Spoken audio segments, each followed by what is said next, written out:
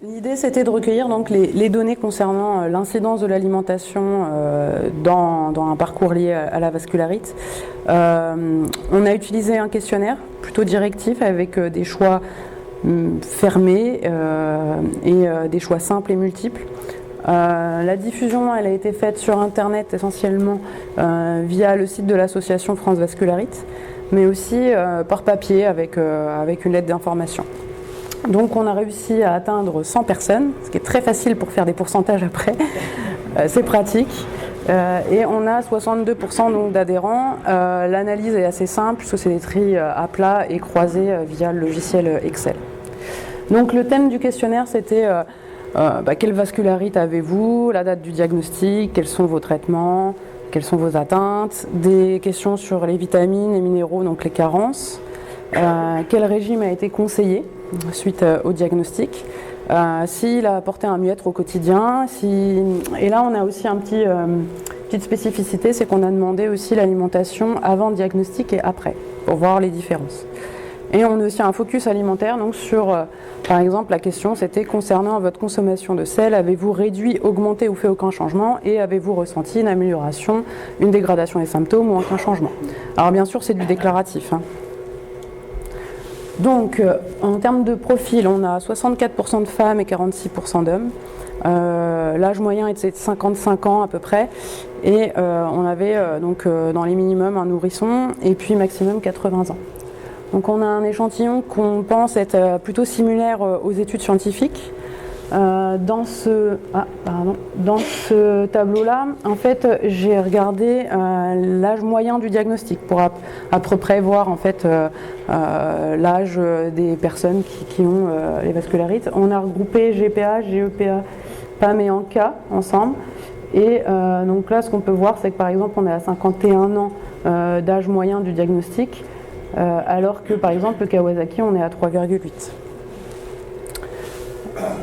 Voilà, c'était pour voir qu'à peu près on était sur une étude sur une enquête en tout cas qui pouvait refléter la réalité. Là, c'est juste que j'ai fait petite comparaison homme-femme de chaque vascularite. Donc on a une répartition plutôt équilibrée sur les GPA, GEPA, PAM et ANCA, alors que par exemple sur Takayashu, on est plutôt sur des femmes et Kawasaki plutôt sur des hommes. Voilà. Donc on leur a demandé aussi leurs atteintes. On a essentiellement des atteintes pulmonaires et ORL, rénales et cutanées. Donc ça c'était des choix multiples, donc les gens avaient à cocher. Par contre, dans les commentaires libres, j'ai eu aussi des atteintes articulaires et musculaires. Peu, mais quand même, il y en avait quelques-unes. On a noté aussi qu'il y avait pour 78% des répondants, et on avait des atteintes multiples. Donc ça montre aussi que la maladie est assez importante. Donc là c'était pour faire un focus en fait sur chaque vascularite, enfin chaque groupe de vascularite, pour savoir si c'était plutôt des atteintes multiples ou uniques. Donc on a là c'est plutôt multiple, ici plutôt unique. Donc voilà, on a vraiment des différences dans certaines vascularites. Là, on a essayé aussi de faire un profil. Alors, j'ai pris ces 3 groupes-là parce que c'était les plus représentés, hein. Donc pour GPA, GEPA, PAM et ANCA, on a plutôt des atteintes ORL, pulmonaires et rénales, essentiellement aussi neurologiques.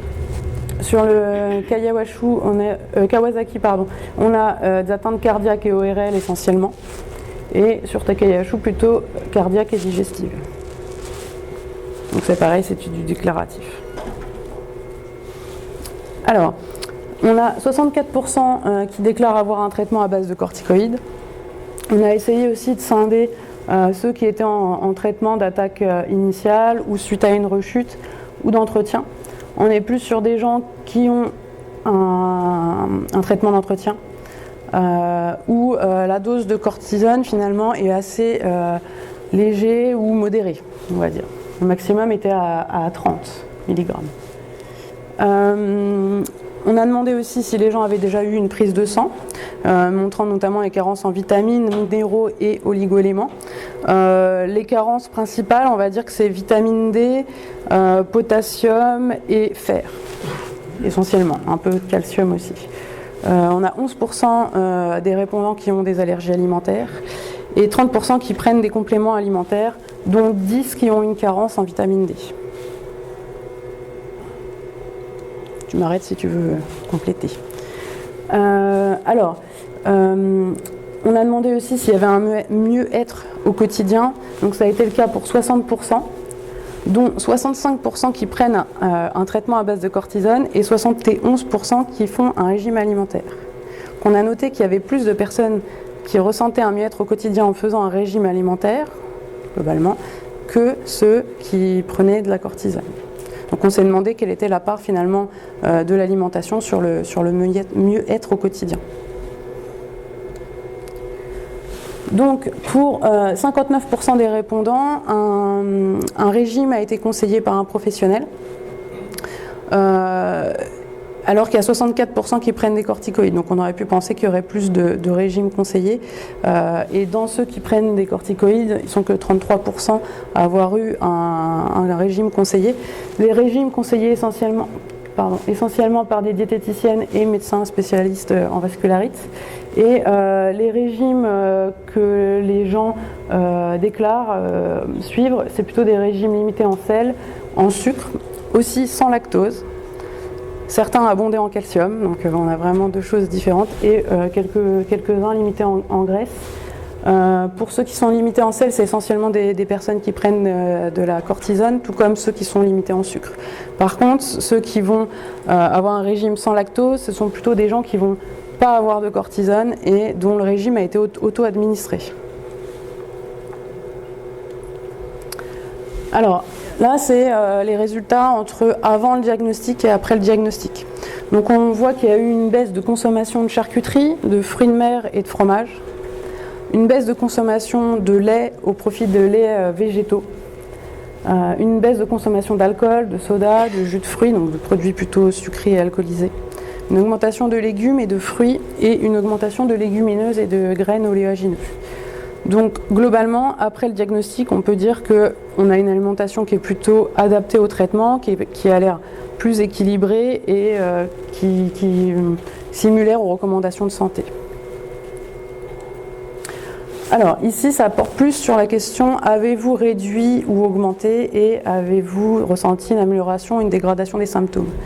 Donc là, en fait, les chiffres qu'il y a ici, c'est, pour pouvoir lire le diapo, c'est 34% de ceux qui ont réduit leur consommation en sucre montrent qu'il y a une amélioration de leurs symptômes.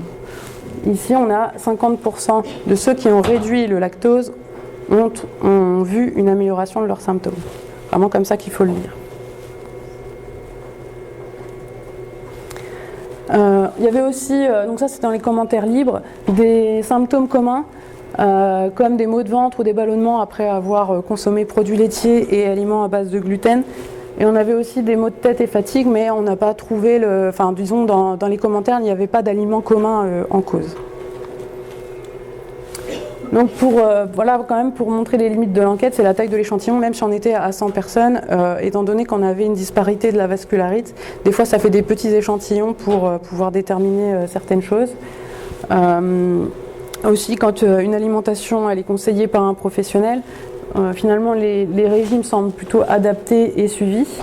Néanmoins, il y a près de la moitié des répondants qui ne bénéficiaient pas de régime alimentaire conseillé. Et d'autres aussi qui faisaient des régimes conseillés par eux-mêmes. Et on se demandait s'ils étaient vraiment adaptés. Et malgré qu'il y ait au moins la moitié des personnes qui n'ont pas de régime conseillé, on note quand même pourtant dans cette enquête qu'il y a un effet positif, en tout cas sur les symptômes de vascularite, avec un changement d'habitude alimentaire. Donc il faudrait qu'on étudie vraiment la part de l'alimentation dans l'évolution des symptômes.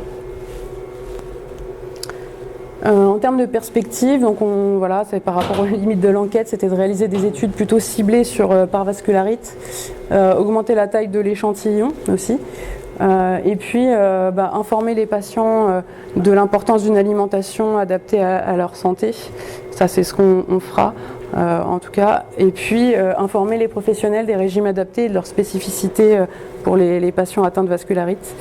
Et puis, c'est vrai que notre étude, là, notre enquête, elle montrait une influence, en tout cas, des produits laitiers et des produits à base de gluten. Et on s'est demandé, est-ce qu'il ne serait pas intéressant de réaliser une étude scientifique sur l'impact, en fait, de ces aliments sur la vascularite. Merci beaucoup.